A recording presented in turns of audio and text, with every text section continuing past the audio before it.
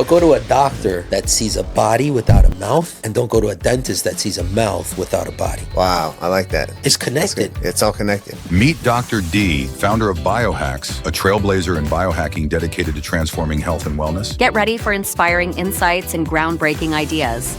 What is epigenetics? So epigenetics is the interface between your genes and the environment and who you are. And to illustrate that, just remember the numbers, right? Grain of rice, 52,000 genes. Mosquito, 170,000 genes. A human has 23,000 genes. We have half the genetic makeup of a grain of rice. Wow. Today, we had an 18-year-old come in because the dad said, hey, we tested his testosterone. It was 170. At the age of 18. What do you expect that kid's output to be? Toxins. Once they're in the body, what do these toxins do? So different toxins will do different things. Like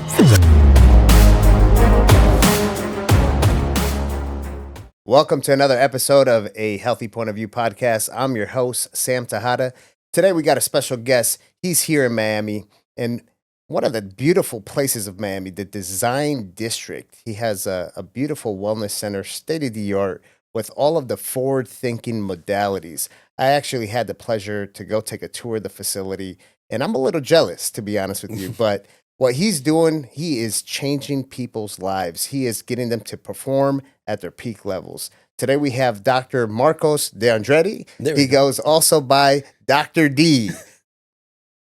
I'm happy I didn't butcher it, you know? I made it happen, but I'm going to go with Dr. D moving forward. That's what everybody does because the last name's too hard. So welcome on the podcast, man. Thanks for having me. It's, I've been wanting for you to come onto the podcast for a while. I know you've been doing a lot of different things. You got some stuff on the medical licensure that you're working on, your testings and all that other stuff.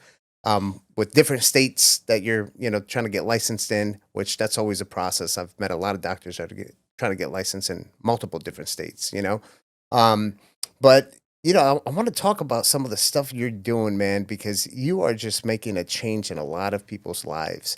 But first, I want to start talking about, what made you get into this industry? Because you're not just in this to treat people, you live this day in and day out. Yeah. I follow you on your social media.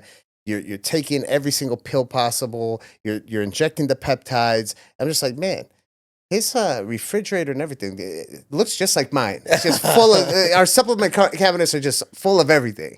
So how did you get in this and how did you just get into all of these different alternative treatments? When you go to med school and, if you have a little bit of an inquisitive nature and you start really thinking about what they're teaching you, some stuff starts not to make sense, right? That's really where it started. Some things didn't feel right. You know what I'm saying? So first 2 years of med school, I was really in love, physiology, biochemistry, anatomy. You're understanding how the body works. Right. But then the next 2 years, they teach you how to fix the body. Right. And I remember this clearly, man. I was sitting in my dorm one day. I'm having this epiphany, right? I'm like, wait a minute. You fix everything with these drugs, not biochemical resources. What I mean by that, vitamins and minerals and so forth, right? Because I learned biochemistry, but I'm like, you don't learn to fulfill the resources that are missing in the biochemistry. You bring in these weird medications, which, by the way, have patents. You bring these medications in, and then through those, you don't really fix a lot of things. You just take care of the symptoms. And if that doesn't work, or in other scenarios, you're going to do surgical. Right. So I'm like, wait a minute. So if you think about this, you have the body, organs, tissues, molecules, cells, atoms, 34 subatomic particles, if I'm not mistaken. And then string theory, you get into the quantum world. Right. And I grew up Seventh-day Adventist, very spiritual guy, whatever. And I'm like, bro, why are we not talking about spirituality? Why are we not? That's where it really started to get to me. And I'm like, and then in this decreasing order of magnitude, I'm like, we're fixing the problems at the highest level. And with weird interventions, the pharmaceutical stuff. I'm like, how about the spirituality started to get to me? I'm like, then the power of belief. And then even if we have scientific people listening to this, and maybe questioning this thought process. What the heck is placebo? Which is powerful. Right. And what is nocebo? Which is also powerful. So that's really where it started. And then really the crux of it, which was maybe 2 years or so before I met you, I was getting diagnosed with depression. And I say quote unquote, because I can explain that at another point, but just had a really bad burnout. My chemistry was off. The doctor fixed me 6 months down the road. I'm like a comeback story. So that's a little bit how it went. Yeah, and one of the things that I can relate to that, because when I was a fireman working as a firefighter paramedic, I became a firefighter because I wanted that heroic job, being a hero, and what wouldn't be more rewarding than that? And I started actually seeing a lot of these patients that we would run 911 calls, where I'm taking them to the hospital once every 6 months, then all of a sudden once every other month, then all of a sudden once every other week, and then all of a sudden once every other day. And I'm thinking to myself, well, I'm taking them to the doctors, right? The experts.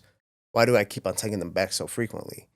That's where I started noticing our medical system is failing these people.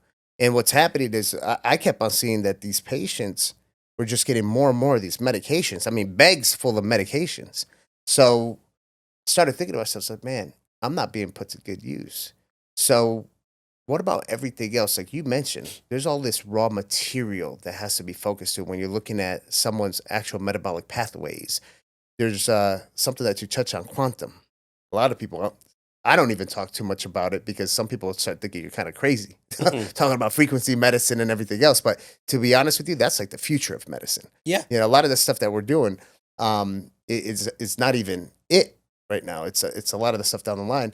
So one of the things that I noticed with a lot of the stuff when you speak publicly is you always start breaking it down to the science. It's not, hey, just take this pill, it's going to fix you. You start going into the details of, this is the reason why you take this peptide, because it's going to change this, it's going to add this. This is the reason why you take this vitamin, is because your body needs it. Like, where did you learn that? Yeah. It's continual. I mean, I'm always studying and like to be around, great people that I can learn things from, like your team, and we work with a common doctor. He's a G. He's very, very smart. Dr. Haywood. Dr. He's a Haywood. guy. Yeah, I love the guy. But funny. But it's continual, it's about being just curious. I find myself sometimes just going down rabbit holes. I've had to study for boards recently, like traditional medicine. And then it's a problem for me because like sometimes for the docs out there or whatever, they'll remember, these boards, you try to do like 120 cases a day and you got to solve it and there's a timer. And then sometimes I stop and I'm like, oh, I'll read, I don't know. I'll give you an example. I'll read a case. I remember this. I read a case, kid has a heart attack, 30 some years old, with about 40% blockage of his coronary. And then whatever, that was, I don't even remember the exact point of the question, but I was like, wow, 40% only. I wonder why. And then boom, I went down a rabbit hole, and then understanding, I didn't even know that most heart attacks happen with less than 50% occlusion. And yet traditional medicine will tell us, hey, if it's over 70 or 80%, that's bad, right? Like the guidelines for the carotids, it's, you do an intervention with 70% stenosis and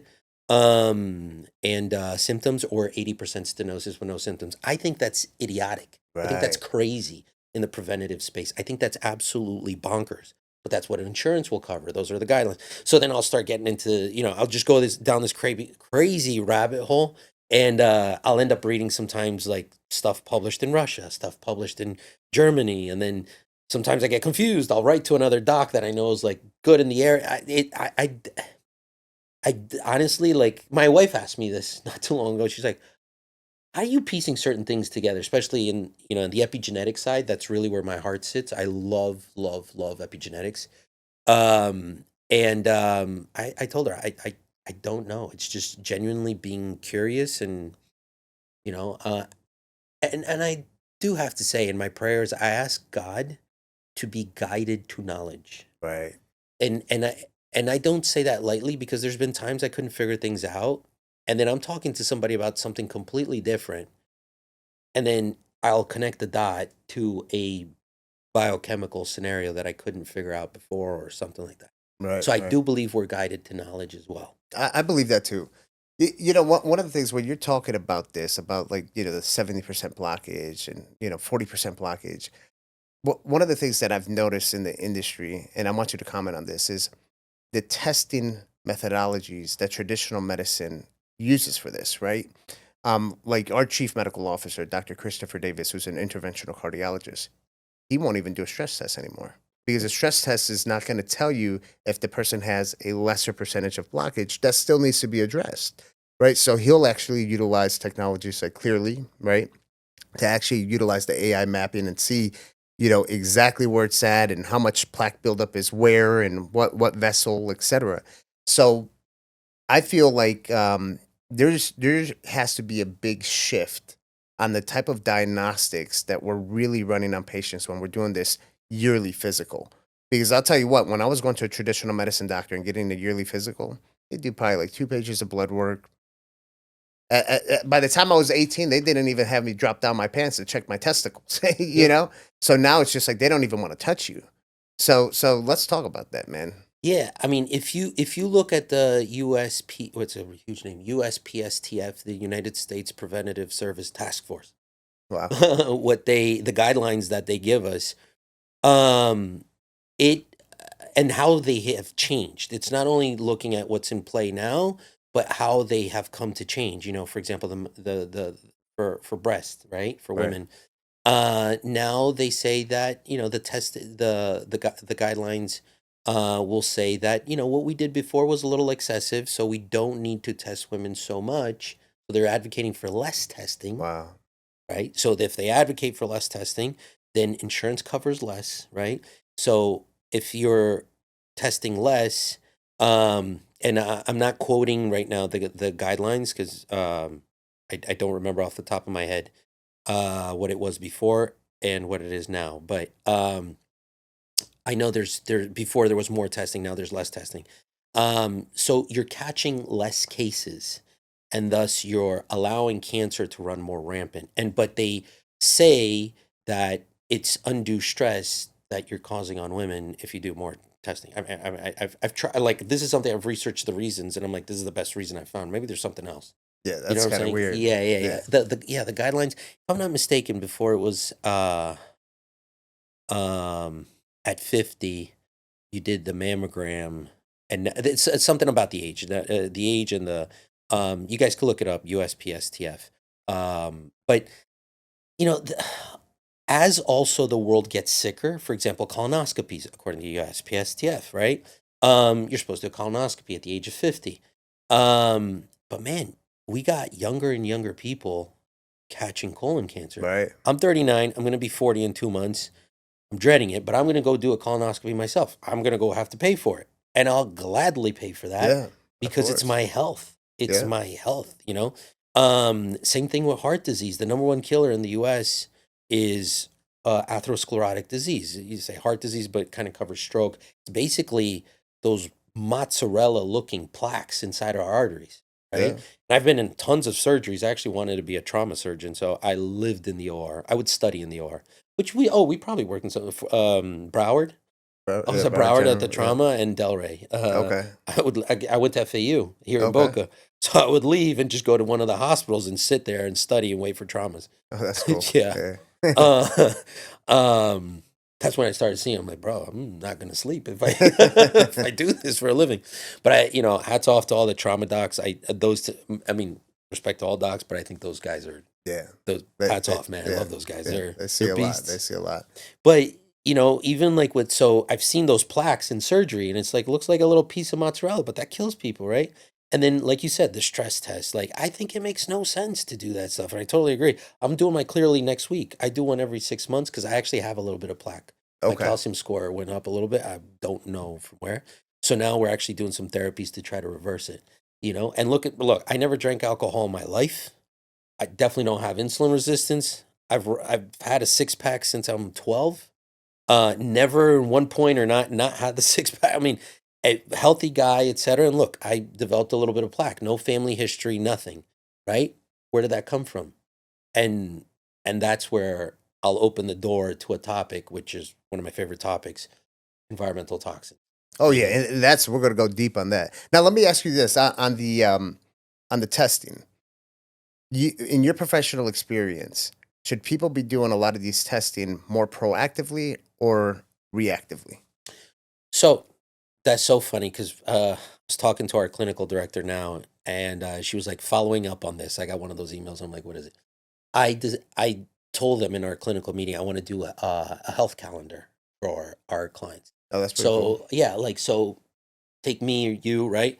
So Sam Tejada health calendar. You have the USPSTF, things that you have to do, right? You're 50-year-old, your colonoscopy and so forth, and kind of like woe unto you if you're not at least following that, right? If you're 65 years old male plus 65 years old plus male ex-smoker, you need to do an abdominal ultrasound to check if you have issues with your aorta, right? That they have all these little things there.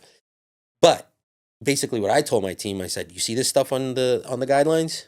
All right, so now we're gonna add because clearly it's not there, for example, right? Right. Freaking. I like that. That's actually an amazing thing. You know, So take what you're that doing. and then I'll help you with that one. yeah, Yeah, because you think about it. Then you create a calendar. Okay, you should be doing EBO2 that for this part of the month. Yeah. Of the year. But some patients might need more than whatever. Right. But when you look at it for longevity purposes, there's certain services that we do where someone can come in. Like we do at Liquid Vita, we'll tell people you should get exosomes every birthday. Oh yeah, there you You go. know, so creating that calendar, that health calendar, this is the first time I hear about something like that, man, and I love it. I think this is a great idea, and you could call it like the functional medicine health calendar, Uh-huh. and make it a real thing where like the functional medicine industry is following this thing with their patients. So Yeah, because I mean, I started doing this for myself because like at X points, I'm gonna do my EBO2, I'm gonna do my plasma exchange, I'm gonna go do my stem cells, I'm gonna do my, and then even there's other therapies I'm a big fan of, not so well known, like thymus therapy. I'm gonna do 3 months of thymus therapy. I'm gonna do now 3 months of mitochondrial therapy, etc. And then at the end of the year, I'm going to gauge my epigenome, or I'm going to check my epigenetics to see how well I've been able to shut off, right, or methylate certain genes that I don't Okay. want on, and to turn on or acetylate certain genes that I want them on, right? And then effectively check how well I'm aging, right. and then I think this is something new. I started thinking about this in the last month, and literally No, that's amazing because the thing is with what we do on the preventative health side, like with like functional medicine, it can get a little bit overwhelming It with can. some patients. So if you have it structured with that calendar, it's no longer overwhelming. People have that like guidance of exactly Visual. what it needs to be. Yeah, like the visual. Like I just did I added to my regimen. I just did Prenuvo. A full Yeah. body MRI. Did that for the first time. They invited me over to, do it. I did some content and stuff. The founder's going to come on the podcast as well too. But that was an eye opener, man. Like they scanned everything, every single organ, and I was able to see certain things about my body that I had no clue of. I was born without L5, and I've No been way. and I've been dealing with sciatica, and it's literally L4 and S1. I got a bulging disc, Oh, I and remember. yeah. So if it wasn't for the Prenuvo, I would have had no clue about that. So and these are some of the type of services and modalities that I think most patients, most people should implement proactively, right? So you could catch things early. Absolutely. And like the full body MRI, I'm such a big believer in that. So we're a 50 state licensed telehealth company, right? It's part of our highest package, right? That we will go and hunt down a place of high quality, be it Prenuvo, be it Ezra, or another place, just a random place, because we have clients all over, to go do their full body MRIs. They sign up for our highest package, and we will go purchase it for them. Nice. I was trying to figure out how to do this. It got so complicated. I'm like, whatever. We'll dollar cost average this. Just bake it into the cost of the whole thing. Client signs up, and we're like, you're going to do your clearly. You're going to do your full body MRI. And oh, that's too much. I don't want to do it. Well, then don't buy this package. You Yeah. know what I'm saying? But it's like you come in, and we're going to check environmental toxins. We're going to check everything head to toe. I mean, my birthday, I do my full body MRI. I hate sitting there for that long, but it's so annoying, right? It's like an hour just sitting So I there. fell asleep during mine. The guy's yelling at me through the headphones, because Oh, they tell you breathe, don't breathe, and oh, stuff. You got to hold still. So, but yeah, it's good that you're doing that, yeah, and you're doing that with your clients. Now, earlier you were talking about epigenetics and how you're so passionate about love it. epigenetics. What is epigenetics? So epigenetics is the interface between your genes and the environment and who you are. And to illustrate that, if I may, just to bring back to everybody's memory, in 2002, when we were April, don't remember the day of 2002, when the Human Genome Project came to an end, because they, were trying to figure out how many genes are inside of a human. Check this out. Some people were expecting 1 billion genes, 500 million genes. So why were they coming up with these numbers? Well, because a grain of rice has 52,000 genes. Wow. Okay. A mosquito, a Drosophila melanogaster, the proper name for the mosquito, 170,000 genes. Remember the numbers, right? Grain of rice, 52,000 genes. Mosquito, 170,000 genes. A human has 23,000 genes. We have half the genetic makeup of a grain of rice. Wow. We have less genes than a rice does. Grain of rice. You can look this up. I'm not making this up. That's crazy. So, exactly. All the science books, science communities were like, ooh. So, should we say it's in your genes? It's not in your genes. And that's why I love it, because it's preconditioning humans and limiting humans to what they can truly be when you say it's in your genes, it's in your genetics. You're like this because it's in your genes. You are this way because it's in your genes. That is wrong. It is Right. wrong, because us as humans, though, we have the ability, one gene can turn into 30,000 different things. Right. Now you start looking at the permutations of who you are and who you can become even. Right. I'm not even talking about biologically. I'm talking about your social presence, etc. You can raise yourself genetically or epigenetically, right? And then things that you're exposed to.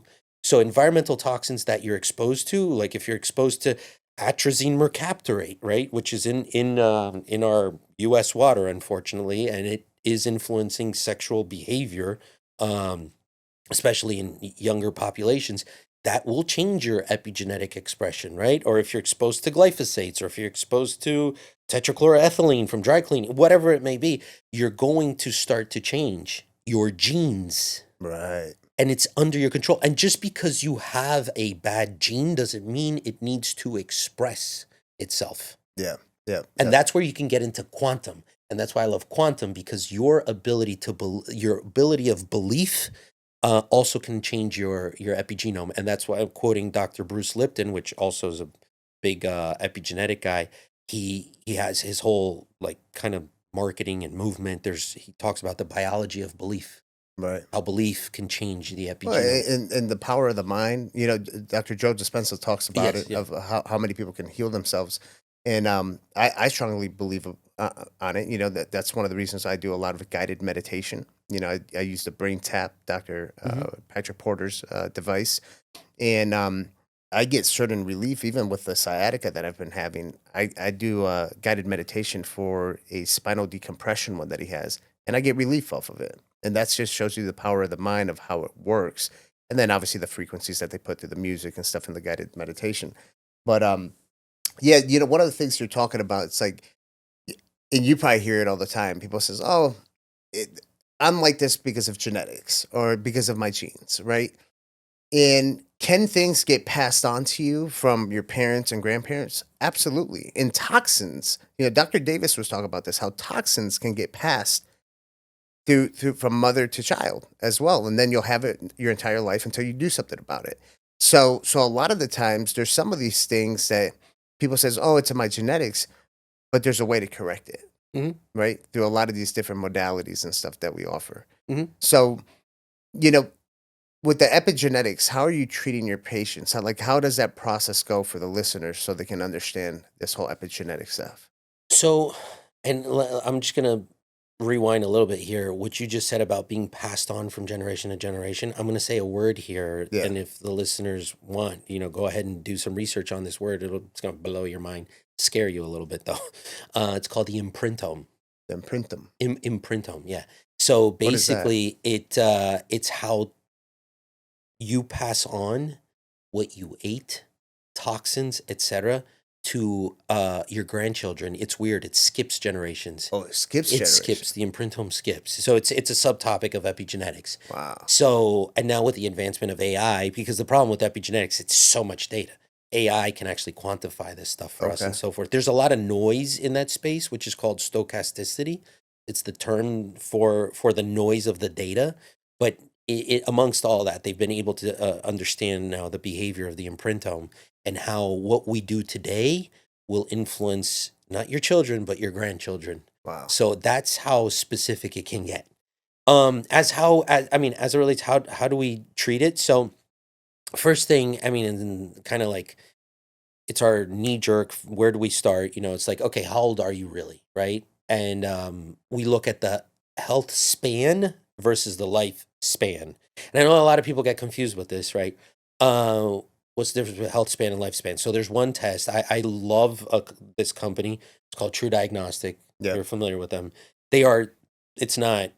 This is not an opinion. This is fact. They are definitely forefront of the market. Just because in this space you have to do proper science, and for you to say something it has to be published, right? And they're Right. publishing like crazy. And the top Cornell, Duke, Harvard, if I'm not mistaken, Yale, University of California. They have a lot of publications. You guys can look them up.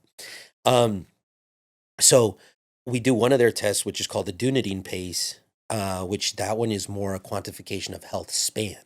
And then we do another one called the omic age, which is the quantification of lifespan. Right. So lots of times, and I'll give you an example. You got this athlete, and he can bench press 4 times his weight. He can sprint, I don't know what. He can do this and he can do that. So its health span score is great. But then you look at his lifespan score, not so much. You see what I'm saying? Okay. And then you'll take this other person that eats, I don't know, fasts a lot, eats very, skips their dinners, etc. Sleeps very, very well, takes their, does their stem cells, their EBO2s, their they have a hyperbaric, they're in their hyperbaric chamber, whatever. You go see they're not using microwave, they're being conscious of environmental toxins, and you go see their longevity count or their lifespan on this other test called the omic age, and it's great. They're actually, 7 years younger, 10 years younger. So we start there. Okay. That's where we start. And then once you get that raw data, and this is where I see a lot of, in my humble opinion, where I see a lot of clinicians where they leave so much meat on the table, where there's, where there's so much that they can, I think it's meat on the bone. I got stuck. I said the wrong expression, whatever. But on the table too, whatever. But where there's so much that could be done is once you get that information, right? And unfortunately, most of it comes really messed up. Right. People are older than they should be, etc. And the faster you're aging, the higher, more, if mortality is accelerated, so is morbidity. Right. So what do? You decrease morbidity, so you can decrease mortality. Very simple. Yeah. Now, and by the way, you want to help our economy, do this at a mass scale. We're going to start doing very, very well, right? Because our healthcare is really it's depleting. it's hurting our economy pretty bad. But anyway, so if we could decrease morbidity, we'll actually improve mortality. For us to do that, then we have to go improve insulin resistance, improve inflammation. We have to go improve people's mitochondria. We have to go improve their immune system.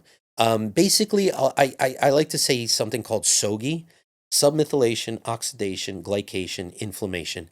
There's about 10,000 monogenic diseases. So a disease that's connected to one gene. Remember, the gene can turn into 30,000 different things, but 10,000 documented diseases that are connected to these 4 pillars of disease, which makes sense. Inflammation, oxidation, free radicals all over the place, glycation, sugar issues, and submethylation, right? The process of turning on and turning off certain genes. So we go to target those. And then how do we do that? We do extensive and in-depth blood work to check environmental toxins, gut issues, neurotransmitter imbalances, HPA axis with hypothalamus, pituitary, adrenal gland axis, hormonal imbalances, micronutrient imbalances, gut flora. So we were really big on having people on their proper pre and probiotics, acidity levels of the gut. A bunch of people taking these omeprazoles and all. Right. Bad business. That area is, Jesus, it's so upside down. So you don't need antacids, you need more acid. It's the other way around. We won't get into that now. We rebalance the person's whole chemistry, let them do their protocols. We follow up with them, sit back and relax. 6 months later, they test, boom, improved. 1 year later, they test, boom, improved. Right. And then that's it. The health span and lifespan of people start to improve. Yeah, there is people have to understand that difference, health span and lifespan, because a lot of times in the longevity space, everyone's only thinking about lifespan. Yeah. And it's just like, okay, do I really want to live until I'm 150, but in a wheelchair, borderline debilitated? It's like, no, the health span is important. We want to make sure that you're healthy, you're not getting sick, you're able to move around, you have flexibility, all of those different things. So that's important to have both, right? And just to give you a quick example on a product that I'm going to talk about, a molecule here that's super popular, everybody loves it in our space, growth hormone. Right. So growth hormone, I've seen some docs go at it because some docs are like, oh, growth hormone makes you live longer. Other people are like, growth hormone doesn't make you live longer, et cetera. It doesn't cause cancer, right? There's plenty of studies now showing it's not correlated with cancer. Like, just because it's called growth hormone, now people think makes things, it's going to make cancer grow. It's crazy to me that doctors that are so sophisticated will take just a small. I'm like, why does it cause cancer? Oh, because it's called growth hormone. It's like, what's the mechanism? What's the biochemical mechanism? Like, where's the pathway? Like, let's talk science. No, it's growth hormone. Doesn't make sense to me. Plus, you're full of growth hormone when you're pregnant. When you're pregnant, you're a freaking atomic bomb of hormones. Where's the cancer? Right. You're actually very protected in those phases. Puberty, you're an atomic bomb of hormones. Where's the cancer? And the cancers are when there's no hormones. You see more cancers after menopause and andropause than you see in any other period of a human's life. But anyways, but growth hormone on the health span side, it improves health span. But epigenetically, the studies on the epigenetic side all are failing to show that growth hormone, they're not failing to show, they're showing that growth hormone does not improve longevity. Doesn't hurt longevity, but doesn't improve it. So when you take it, it's like, oh, wow, I look good. I got less wrinkles. And then clinically in the studies, it looks like the person's living longer because their health span is improved. Right. So there's some, what I'm advocating here is there's a confusion sometimes when people are looking at health span and lifespan in our space, right. Like a big confusion. Like you see docs like, no. You're talking about health span. We're not talking about lifespan, or we're talking about lifespan, not health span. And the beauty about epigenetics and AI, I really believe the day is coming. I really believe in this, where, if we have a question about a product, I don't know, is Perrier good for longevity, right? Or Pellegrino. We have to do studies, right? You have to do clinical trials and blah blah blah to see if it improves or it doesn't improve, etc. With epigenetics and AI, you can almost ask I kind of joke with it, like the oracle of epigenetics. Like, okay, if I expose X amount of people to this, what does it do to their epigenome? So it can give us answers quicker. Wow. So growth hormone, when we look at growth hormone in epigenetic studies, which was obviously very one of the first things that these people in the epigenetics community wanted to understand, does growth hormone help or it doesn't? Nope, seems to only help in health span, not lifespan. Interesting. Wow. Yeah, that's good information to know. So all right, so we're talking about epigenetics. Now, let's talk about, you're talking about toxins, and you and I, we've talked about toxins, off the charts about it, and you've gotten very, very deep with the whole toxin stuff. Now you're offering EBO2, you're doing different type of testing. You got the infrared sauna over there. All the modalities to really get people right. So I know you've seen some crazy stuff with these toxins. Yeah. So as we test and we're getting more people coming to us just because they know that we like this. Um, uh, I didn't know this, but apparently we have not the largest epigenetic database, not by constituents, but we have the most complex epigenetic database in the world. I didn't know this because we test so much environmental toxins and we contrast it with epigenetics. So yeah, one of the labs flew down to us actually, and they told us this about 2 years ago. So now we're going to be publishing very soon, with God willing, with Harvard, in some stuff in regards to environmental toxins. So just that to kind of set the tone on how obsessed we are with that. So yeah, I mean, we will see people sometimes come in with like mast cell syndrome or, just breaking out in hives, just these, especially when it's like these weird things that, and they've gone to like, I've adjusted Multiple my hormones. doctors and stuff, and no one can give them an answer. Yeah, and then nor can we, because it's so nebulous. It's like, which toxin do you peg to this? But then once they do their environmental toxin test, and I'm talking about it's big, like gut. There's people that we won't even deal with, especially if they've come from certain people. Blah blah blah. They've gone to great docs and so forth, and they still have symptoms. Those. Yeah, I'm sure you've seen those patients. 10 years, they still get super tired and so forth. You start doing the testing on these people, and then you're like, boom, what's this? Boom, what's this? And you start finding toxin after toxin, toxin after toxin. I mean, we'll find stuff in people. I mean, I'm remembering this one guy. He's like, he lives on a kind of like farm kind of thing, plants his own food and all this. Like, I'm clean, man. I'm clean. Da, da, da. And he didn't come particularly for that. He actually came because of like cardiovascular stuff. But anyways, he did the environmental stuff, and Red 40 comes out like strong, super strong. There's been a lot of talk about the Red 40. Oh, that sucks, bro. I mean, it makes no sense to me. And then he's like, no, it's impossible. I'm super healthy. So we start talking, and we keep talking and talking and talking. I'm like, it has to be around you somewhere. And then I ask him, do you do protein powders? He's like, yeah, for years. I used this one brand for years. I'm like, really? Oh, wow. Can I see it? Because we're on Zoom. He brings it over. I'm like, and then I see the brand. So then we had more people on the clinical team on the call. They go and Google it real quick, and I'm talking to him there, and they're like, it's like full Red 40. I'm like, listen, your formula thing, it had like 2 things there that are connected to Red 40, and it literally said Red 40 on it. And it's like, listen, you're taking this to build muscle, but it's an endocrine disruptor, right? It's part of and Red 40 is one of those environmental toxins that falls under endocrine disrupting molecules, right? And it makes no sense. You're taking your optimum nutrition protein, right? I remember saving money to buy that, man, back in the day at Vitamin Shop, right? And, go to college, go buy your vitamin, go to Vitamin Shop, get your optimum nutrition, go lift at LA Fitness, bro, you know, right here. And that thing's full of Red 40.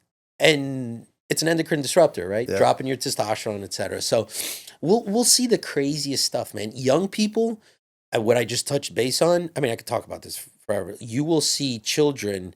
I mean, today we had an 18-year-old come in because the dad said, hey, we tested they were traveling overseas. They're like, we tested his testosterone. It was 170. Wow. So then it's like, at the age of 18. What do you expect that kid's output to be? Wow. And then lots of times the parents are like kicking the kid off the couch. He's like, my son's not doing anything, doesn't want to be anything in life. Da-da-da.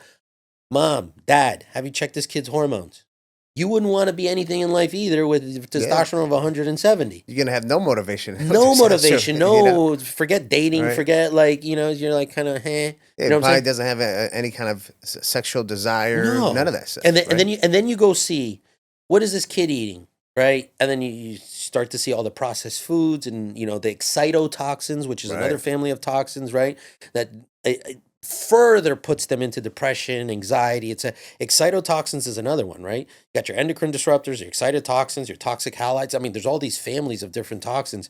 I'm not even talking about the gut too, because the gut, the psychobiome thing is really connected as well. So these toxins, once they're in the body, what's happening? What do these toxins do? So different toxins will do different things. Like, for example, I just mentioned the toxic halides, right? What, fluoride, bromide,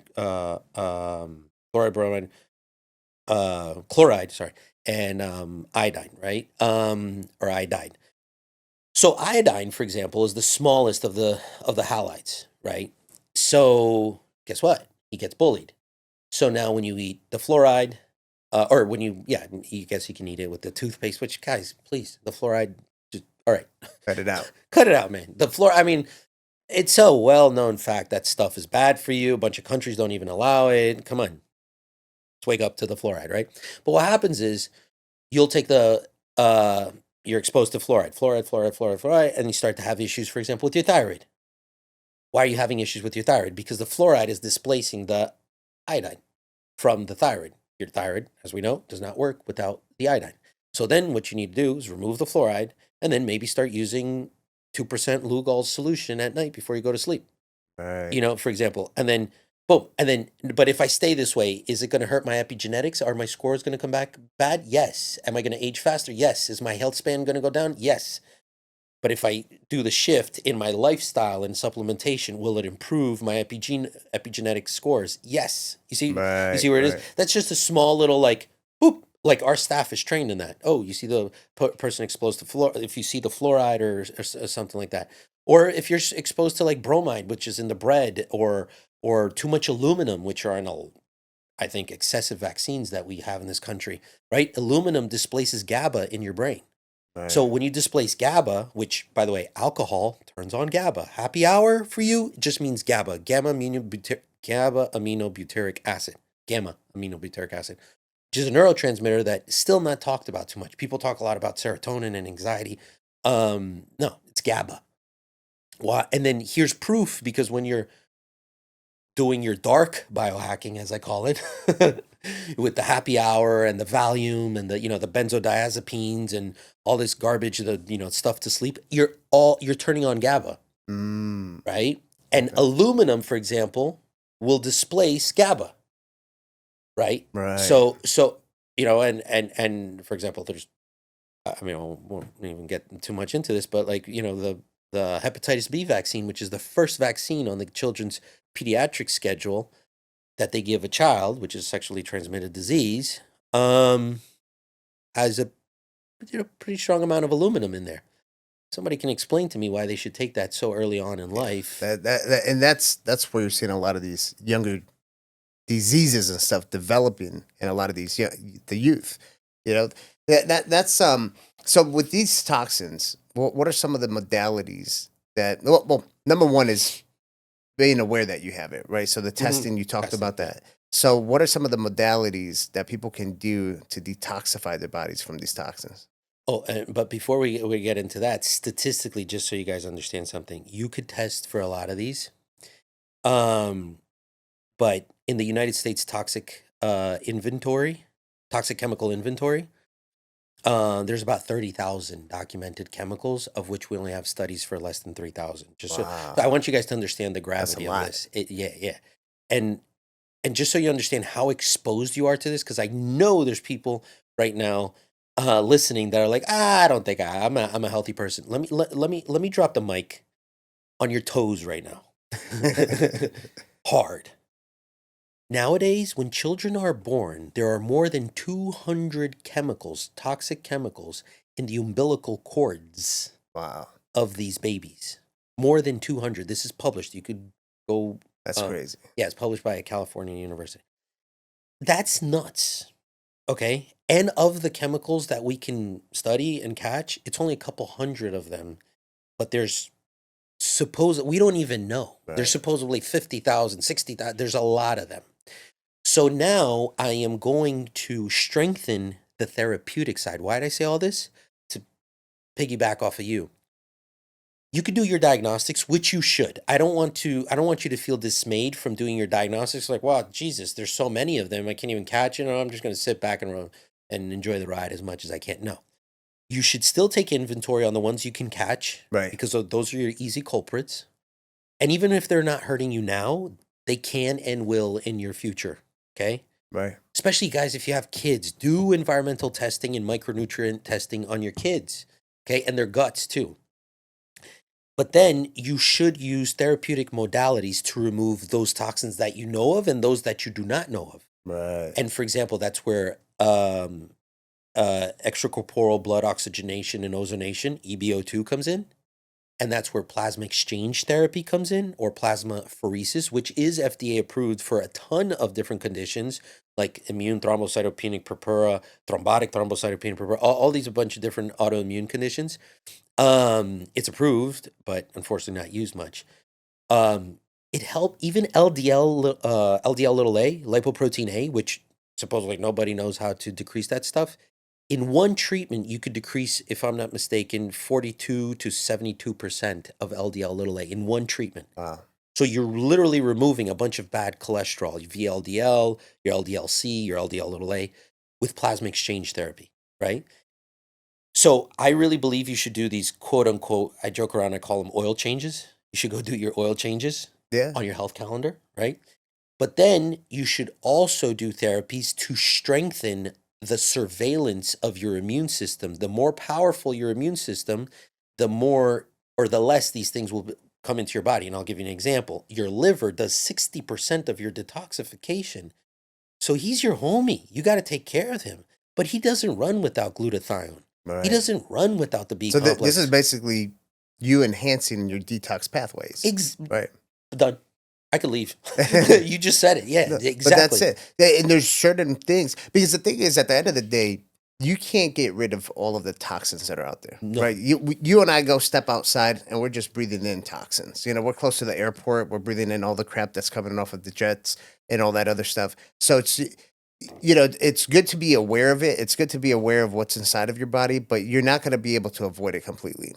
Some people might be able to move somewhere a little bit more eco-friendly or whatever, but at the end of the day, you do have to be able to enhance your detox pathways. So part of that are some of the things you're talking about, EBO2. What are some of the supplements that, like when you talk about, liver, glutathione and all that stuff, what are some of the supplements that help enhance the detox pathways?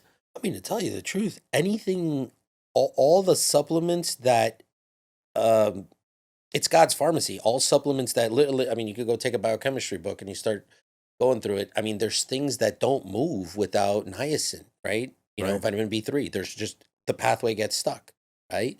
Actually, just coming to mind, you get pellagra, diarrhea, dementia, dermatitis, right? This is why it's like, oh, why am I getting dermatitis? Well, this was back in the day. People used to get pellagra. Don't think now a pellagra does stop, or scurvy, right? I'm just remembering here, like, again, back in the day, nobody's probably, corkscrew little looking hair and, bleeding gums, etc. The sailors used to get scurvy until they figured out, let me just stop taking potatoes on the boat. Let me also take some lemons and Yeah. vitamin C. You know what I'm saying? They used to call them the limeys. The limeys, Yeah. yeah.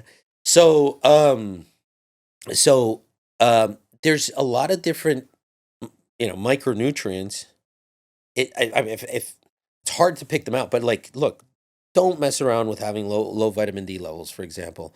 In vitamin D, you have to take it with K2 and you have to take it with magnesium. People forget about the magnesium all the time. Your magnesium, just those guys right there, vitamin D3, K2, and magnesium, so important for you. Every day. That's something that everybody should take every day. Everybody should take that, just because we are not exposed. I mean, people are like, oh, I'm in the sun. No, you have to be in the sun between 11 to 2 p.m. in the afternoon, like when it's like bright red. Butt naked. Yeah, and 70% of your body has Yeah. to be exposed. It's not like, oh, I'm out in the sun and my cheeks are, Right. no, you know what I'm saying? So for those people are a little different.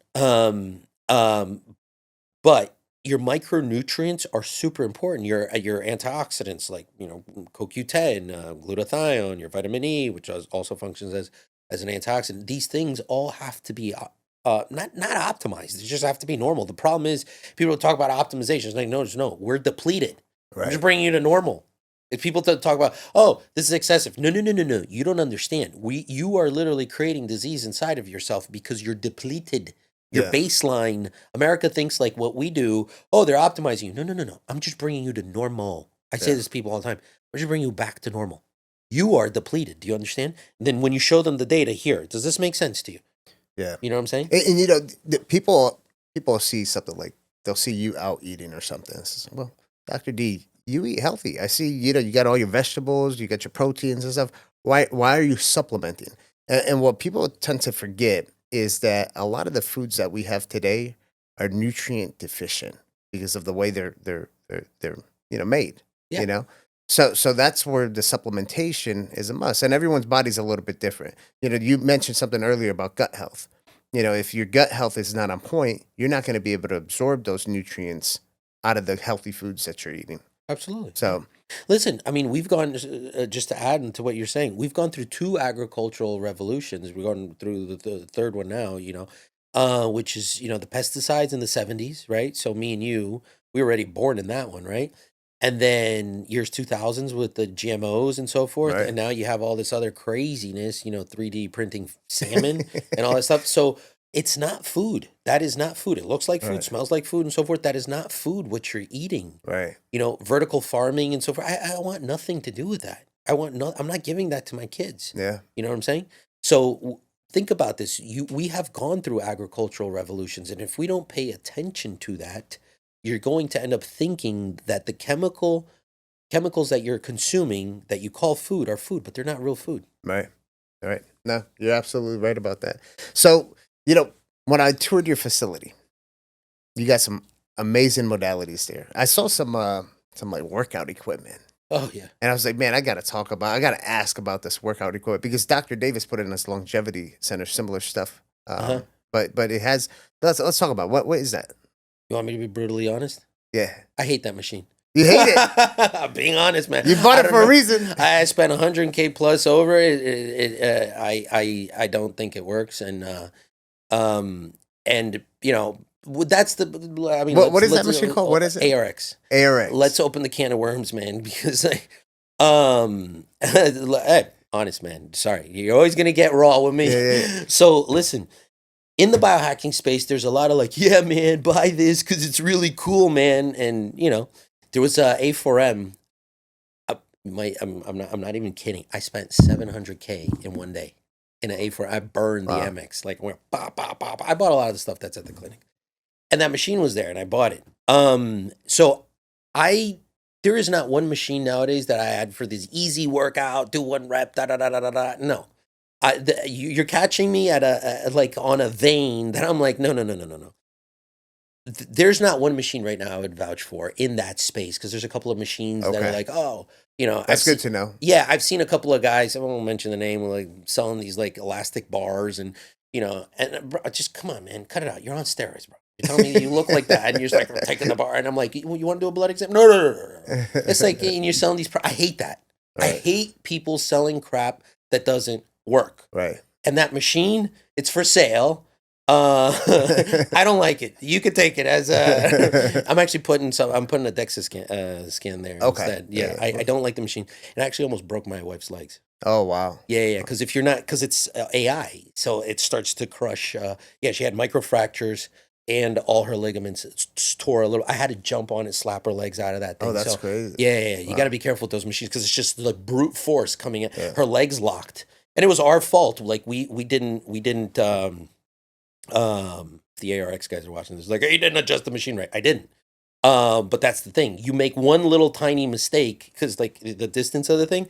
If your legs lock, then the machine starts coming at you. Oh, that's the not knees good. start. Yeah, that's crazy, man. Yeah. So again, Shit, just my be knees brutal. are starting to hurt just thinking about it right now. No, it's like, oof, yeah. But sorry, man. Just honest. Yeah, no, and I'm happy that you are honest. That's what it's all about. But because in the biohacking space, there is a lot of garbage. Oh, there's a lot of stuff. You walk around some of these conferences and you got to question a few things, that are out there.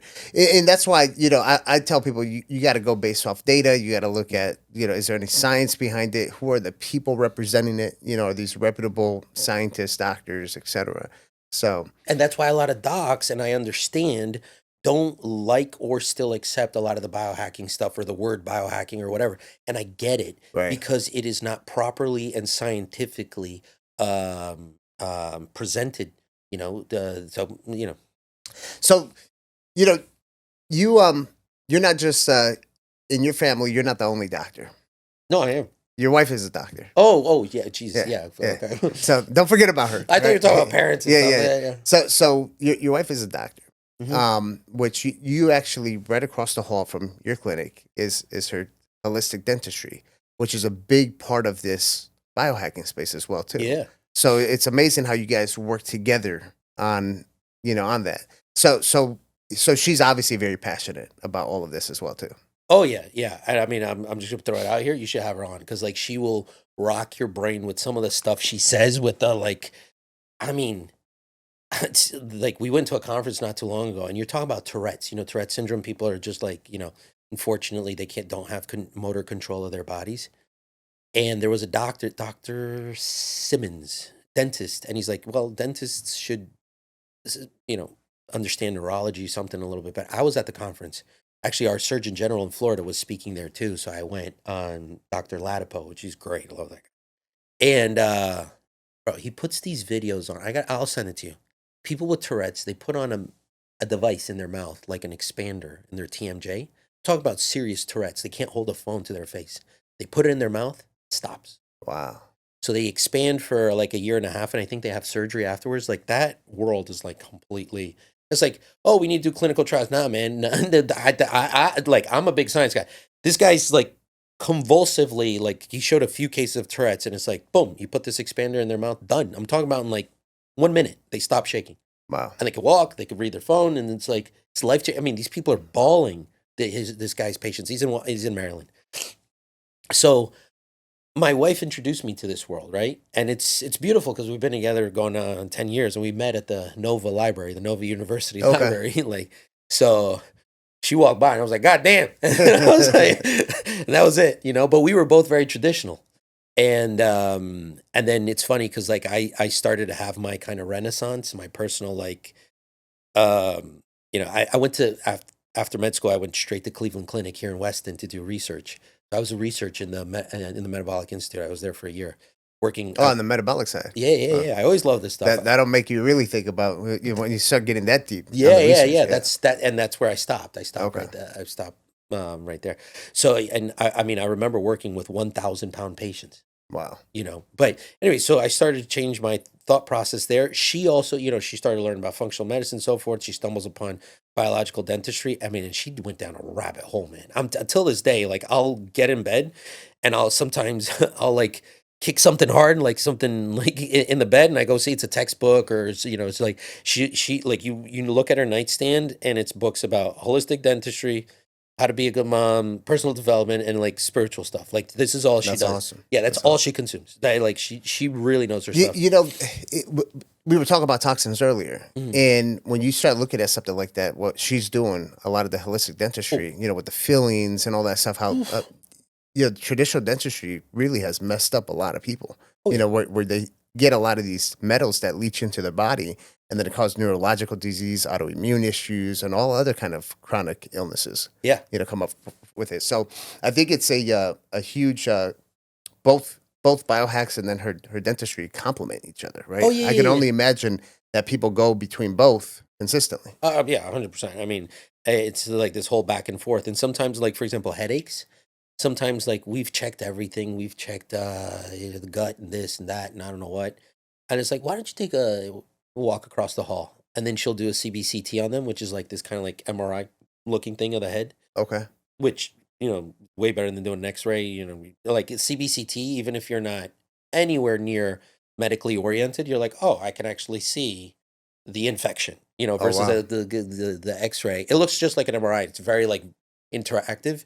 So we put that on a big screen. It's like, okay, here's your jaw, your sinuses, and da da da da da, and you can actually see, right? So we'll send sometimes the patients over, and she'll figure it out, and they're like the headache goes away. Wow. Yeah. So it's and she always says this, like anybody that tells you that any type of dentistry, holistic dentistry or whatever, it's toxin free. It's never toxin free, but we drastically try to decrease the toxins that go into your body. So even the water's ozonated, all the water that's used Oh, in really? there, yeah, everything's ozonated. That's pretty cool. Yeah, everything. I mean, sometimes I'll walk into one of her operatories. It looks like she's going into a spaceship. She's removing amalgam. So like they have to do stuff to the air and so forth, So she removes toxin. She does amalgam removals, but no root canals. Root canals is a really bad idea. Yeah. Implants too. Like I remember not too long ago, she was doing another course for zirconia implants. A lot of people will do different kinds of metals that are more toxic, and zirconia tends to be less toxic, or is less toxic. You Wow. know, so it's never toxin free, but it's definitely something that we try to decrease. Create the healthier route for the Mhm, mhm. patient. And we always say, don't go to a doctor that sees a body without a mouth, and don't go to a dentist that sees a mouth without a body. Hold on, say that again one more time. Don't go to a doctor that sees a body without a mouth, and don't go to a dentist that sees a mouth without a body. Wow, I like that. It's That's good. connected. It's all connected. You Yeah, know what I'm saying? that's It's the all truth. connected, bro. Yeah, yeah. So, Dr. D, there's a big movement going on right now with Trump getting elected. There's a big Let's movement. go. Make America healthy again. Let's go. What are your thoughts? Oh my God. I mean, it's the time. Now is the It's time. time, I right? was Yep. honestly, I was scared. I was scared, and here's I'm going to say something very heartfelt here to all the listeners. There's a weird narrative going on. I'm 39 years old, and yesterday somebody sent me a video of a guy I used to watch growing up. Maybe you guys watched them too. Mr. Rogers Neighborhood, Yeah. right? And he's talking about how a boy is a boy and a girl is a girl, and Right. only the girls can be mommies and so forth. And it's like somebody sent me that yesterday, and I'm like, wow. And today this is offensive and this and this and that. So there's a weird narrative. Okay, I don't want to get into too deep into all these different little I just brought up the gender stuff now, but there's a weird narrative out there, right? And those people that are aware of the narrative and that wanted Trump to come around and so forth again and etc. I noticed that they don't understand how woke medicine is right now. The same narrative that is pervasive on your no you don't have freedom of speech online. This country was founded on freedom of speech, right? Right. You can't fact check this and fact check that. We don't like those narratives, etc. But in medicine, it is very, very woke, and it's been woke, and it's this big monster that's been growing in the background, and most people don't understand. And those people that despise and hate the narrative that we so much fought against now, and that Trump's coming into power and hopefully squashing a lot of this stuff. And I know I can't get into too many details, but I know White House people, not currently, but just whatever. I know people up there in power that don't understand the food industry and the health space. Mind you, they're not in front of those departments, but still, it's like, wow, you actually don't. I see them really not understand. In conversations and so forth, there's like people in power say, "What's the issue with genetically modified food?" Or what is that? Like I've had Right. conversations where I'm like, my jaw drops. Where and it's no hate on them. They just don't understand. They just don't know. People in Right. power just really don't understand. And even people putting our products on our supermarket shelves and so forth. I know celebrities that they don't understand how nefarious the product is that they just launched. Right. You know what I'm saying? It's like, bro, you do not see all the environmental toxins that are in your product. You don't see the gum guar and the preservatives and all that stuff in your product. And you're not understanding this because there's a big business reason. So, and then you go into medicine. Medicine is extremely woke, and especially on what you were saying. You take a patient once every 6 months, and you take them once a month, and then you take the patient once a week, and then every other day, because we are acutely dying of chronic issues. Right. And that's what people don't see. It's a money game. It's a money game, man. Big metal, big pharma, etc. And here's my message to them. They could make all their money in prevention, if not more. You know what I'm saying? Like, I agree. There's different ways. And there's other countries where doctors get paid to keep you healthy. Over here, they get paid to get you better once you're already sick. Exactly. Right? So that's a problem. We need a change in that. And I think MAHA, Make America Healthy Again, is the time, because RFK understands. Right. RFK understands. He talks about things that are so weird to people, like the atrazine in water, which, I mean, sorry, I'm going to say it, but it can change people's sexual preferences. That's Atrazine, crazy. which is in our water. You can go look this up, RFK to atrazine, and you'll see him talking about, and there's studies that shows this, male frogs mating with female frogs in regular water. You should put atrazine in the water with low dose. I'll show you studies, low dose studies. of atrazine. The frog stops mating with the female, then kind of oddly starts hanging out with the male, doesn't hang out with the female anymore, and then the male frogs start coupling with each other. Wow. I forget the females. Kermit the Frog, getting a little crazy. Stop talking to Miss Piggy. Yeah. You know what I'm saying? That's crazy, man. You know what I'm saying? Yeah. So like he talks about that stuff. So he understands deep. He Yeah. understands deep, and I'm excited to see. And I feel like this is the change in the course of medicine that we've all been hoping for, right? In the Absolutely. functional medicine space. And then you start looking at people that Trump nominated to lead the FDA, to lead the CDC, to lead the general surgeon, right? All of these people that he nominated are all functional medicine doctors. So if this all happens and goes through, which it looks like it is, man, there's going to be a huge shift. Amen. Huge Amen shift. to that. And we the shift needs to start in our school books, man. In Right. our school books, like From a young age. yeah, exactly. Like, listen, a lot of people didn't like the Fauci guy. I really don't like that Fauci guy at all. But what most people don't understand, Fauci has been writing the Bible of medicine for, I believe, 26 years, 24, 26 years. You take Harrison's Internal Medicine, which is our Bible of medicine, okay? It's in every shelf of every hospital. That is the internal medicine book. It's 2 volumes. It's huge. Right. His name is on that cover for 24, 25, some odd years. So think about that for a second. Wow. That book needs to change. It does. It does. Dr. D, man, this was great being on the podcast here. If there is one thing to one of the viewers or listeners that just wants to take that leap to change your health, that one thing that you can leave them with, what is it? If you want an ultimate life of abundance, right? And abundance defined to you, whatever it may be, I guarantee you, whatever definition you give it, be it a material definition, a spiritual definition, a social definition, a life of abundance, it will be on a center pillar called health. And for you to live that life and for you to improve your health, you have to get data. Right. Start with data. Understand your body. Okay. We live in a time of data. You want data for everything. You want projections for everything, your business, your whatever. Get data. Get data on your body. Sit down with somebody that understands this space. Understand insurance doesn't cover this stuff. Understand you're not going to follow your traditional guidelines.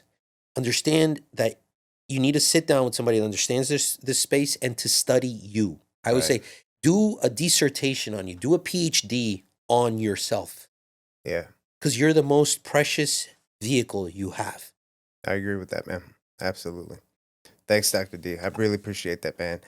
Cool, man. Hey, this was great. You know, you go all in. I know we could go for hours and days and talking about all this stuff, but you know, guys, make sure you guys check Dr. D out, man. The links are going to be posted below. You know, he's doing some great things. He's in the heart of Miami in the design district, you know, dealing with a lot of the celebrities that are out there, a lot of the athletes. You know, you might catch him, you know, driving around in one of his Lamborghinis or something out there. I'm loud. Very loud, very loud. Very You loud can hear it guy. through the speakers of my phone when he's always driving. You can barely even hear him. You just hear the engines of the Ferraris and Lamborghinis. But you're doing something great, man. You're helping people. You're helping people in the right way as a doctor, you know. And you know what I like about you too is you connect with the right other people in the industry, you know, collaborating together. You and I think that way of, you know, if we want to see this change, we got to do this together. So there's going to be a lot more to come. So appreciate you coming on the podcast, guys. Make sure you like, subscribe, share, follow, do all of the stuff that you got to do with this podcast. And we'll see you on the next one.